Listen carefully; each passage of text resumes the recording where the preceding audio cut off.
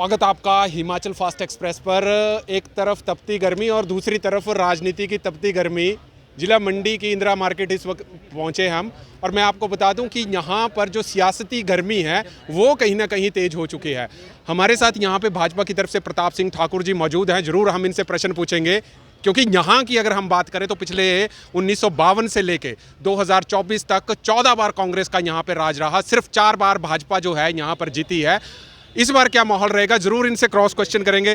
Sir, पहला प्रश्न सीधा, 1952 से लेकर 2024 तक बात करें, 14 बार कांग्रेस ने यहाँ पर परचम लहराया। आपकी पार्टी ने पिछली बार भी उपचुनावों में खुशाल चंद ठाकुर जी को यहाँ से खड़ा किया, आपकी पार्टी 8700 वोटों से पीछे रह गई। इस बार आप बॉलीवुड का चेहरा लेके आए हैं, इस बार क्या उम्मीदें हम करें? नमस्कार आपके चैनल को, साथ ही आपके दर्शकों को मेरी ओर से अभिनंदन।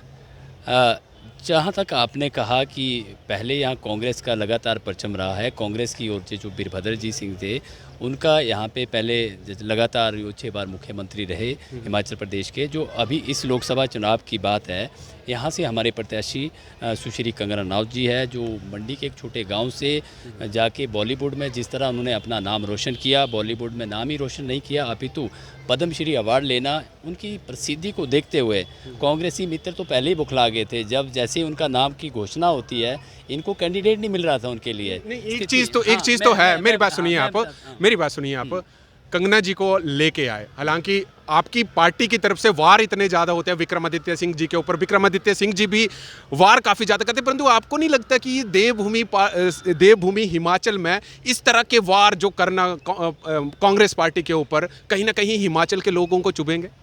देखो, ऐसा है, जैसे हमारे प्रत्याशी की घोषणा होती है, अब मुद्दाहीन कांग्रेस जिस तरह से हमारे प्रत्याशी के ऊपर पर्सनल बिल्कुल निम्न स्तर की टिप्पणियां शुरू कर देते हैं, तो आप बताओ, एक बार 2 बार जितने भी इनके लीडर सेंटर से लेके यहाँ तक के डिस्ट्रिक्ट तक के छोटे छोटे लीडर भी जिनका स्तर भी नहीं है, उस तरह की निम्न स्तर की भाषा उनके ऊपर यूज़ किया करना, तो ऐसे में तो हमारी ओर से रिटेलिएट होना तो स्वाभाविक ही था। हमारी भी नारी सम्मान होता है, महिला सम्मान है, तो ऐसे तो नहीं हो सकता कि आप कुछ भी बोलते जाओ, हम यहाँ से रिटेलिएट भी नहीं करें। ये अलग मुद्दा है, लेकिन इनके दिक्कत है, ये मुद्दाहीन है। जो 15 महीने इनकी सरकार रही है, इन्होंने बिल्कुल भी कोई काम नहीं किया है, मंडी के विरोध में ही सारे काम किए हैं। जो हमारे पूर्व मुख्यमंत्री आदरणीय जयराम ठाकुर जी ने जो मंडी के लिए विकास के कार्य जो यहाँ पे शुरू किए थे, बहुत बड़े बड़े प्रोजेक्ट थे उसमें, शिवधाम उसमें एक था, एसपी यूनिवर्सिटी थी, बल एयरपोर्ट था, और मेडिकल यूनिवर्सिटी थी। इन सब चीज़ों को, जैसे ये जो इनके प्रत्याशी यहाँ से है वो कैबिनेट मिनिस्टर भी है, जैसे ही सत्ता में आते हैं इमीडिएट इफेक्ट से सभी जितने विकास के कार्य जो यहाँ की जनता के लिए, मंडी की जो आर्थिकी के लिए जो सबसे ज़रूरी थे, उनको बंद कर देते हैं। तो आप अपने आप ही अकल न लगा सकते तो हमारी कितनी बड़ी जीत यहाँ से होने वाली है, जिस तरह लोग इनसे नाराज़ है आज की डेट में। अच्छा, यहाँ पर एक चीज़ है, माननीय मुख्यमंत्री जी ये ज़रूर कहते हैं कि हमारी सरकार को आप चलने नहीं दे रहे हैं। विधायकों के साथ आपकी पार्टी के ऊपर इल्जाम लगाए जाते हैं कि देखिए खरीद फरोख्त जो है भाजपा एक नंबर पर करती है, और मोदी जी भी यहाँ पर आके कहते हैं कि इस सरकार का भविष्य नहीं है। धर्मशाला में अमित शाह जी कहते हैं कि देखिए इस सरकार जो है जाने वाली है। तो कांग्रेस की तरफ से जो इल्ज़ाम लगाया जाना कि जो खरीद फरोख्त का मामला जो विधायकों के ऊपर लग रहा है, ये क्या आने वाले चुनावों में हिमाचल की जनता इसको एक्सेप्ट करेगी?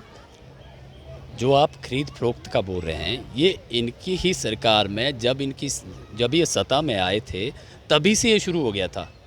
इनके विधायक सरेआम मीडिया में है, ये बोलते थे कि हमारे कोई काम नहीं हो रहे, हमारी सुनवाई नहीं हो रही है, हमें जलील किया जा रहा है। इवन जो इनकी अध्यक्षा है, उनका भी ये मीडिया में ही बयान है कि हमारे जो विधायक है, जो मंत्री है, इवन कार्यकर्ता है, उनका कोई भी कार्य नहीं हो रहा है, कोई काम नहीं हो रहा है, तो हम लोग चुनाव में जा ही नहीं सकते। ये मीडिया में, और इवन जो यहाँ से प्रत्याशी है कैबिनेट मिनिस्टर विक्रमादित्य जी, उन्होंने इसका विरोध करते हुए इस्तीफा तक दे दिया था। अब जब इनके अपने घर में इस तरह की लड़ाई थी, तो इनको चाहिए था ना कि इन लोगों को मनाएं या कुछ करें, लेकिन मुख्यमंत्री जी को तो अपने मित्र मंडली की सरकार चलानी थी। जब स्थिति काबू से बाहर होगी, तो अब विधायक जनता के चुने हुए नुमाइंदे होते हैं, उनके काम ना करना, उनको जलील करना जनता को जलील करने के बराबर होता है। तो ऐसे में वो लोग उनसे बाहर चले गए, तो इसमें भारतीय जनता पार्टी का कहाँ से कोई लेना देना है जी?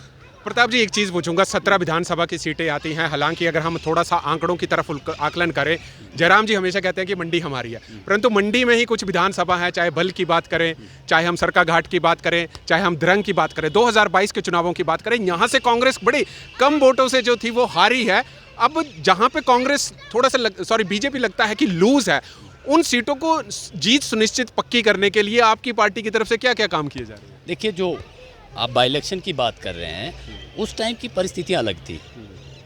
आदरणीय वीरभद्र सिंह जी का जो निधन हुआ था, उसकी वजह से एक इमोशंस इस जो एरिया में उनके साथ है, उसकी वजह से एक इमोशन करके उनको वोट किया।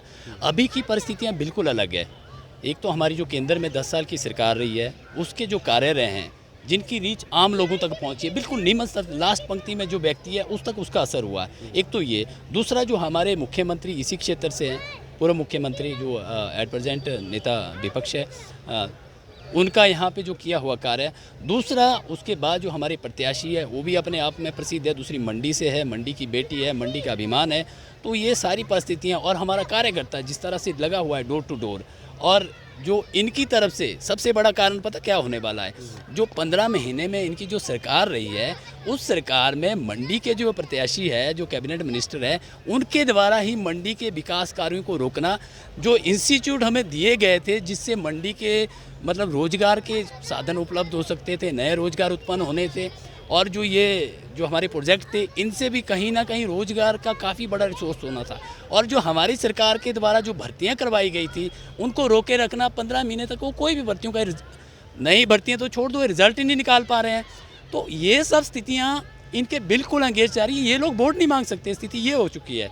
जब आपके प्रत्याशी ने कैबिनेट मिनिस्टर रहते हुए मंडी का बिल्कुल नहीं सोचा, मंडी के विरोध में सारे कार्य किए हैं, तो आप समझ सकते हैं स्थिति कैसी है। सारी स्थिति क्या लगता क्या है कि फिर भी आप मतलब इस बार, वैसे तो अगर रिकॉर्ड मैंने पहले ही कहा कि 14 बार कांग्रेस है, तो इस बार भी रिकॉर्ड जो है बदलेगा, क्या कहेंगे आप? सुनिश्चित बदलेगा, और जो हमारी पहले जीत हुई है उसको भी हम तोड़ने वाले हैं, वो रिकॉर्ड भी हम तोड़ने वाले हैं। और यहाँ से सुश्री कंगना रनौत जी भारी मोहब्बत से जीत के जो 400 पार का जो हमारा नारा है, विकसित भारत का जो हमने संकल्प लिया है, उसमें मंडी का भी योगदान रहने वाला है। और कंगना रनौत जी मंडी क्षेत्र के लिए जिस तरह जुझारू उनका व्यक्तित्व रहा है बॉलीवुड में, सेम उसी तरह यहाँ पे कार्य करेगी, इसका मैं आश्वासन देता हूँ। धन्यवाद प्रताप जी, आपका हमारे से बात करने। तो ये थे हमारे साथ प्रताप जी, जिन्होंने साफ सुनिश्चित किया कि इस बार भाजपा को जो है मंडी लोकसभा से कहीं ना कहीं अधिक मतों से जीत दिलाने की कोशिश की जाएगी। तब तक आप जुड़ रहिए हरीश वर्मा के साथ हिमाचल फास्ट एक्सप्रेस। ठीक है।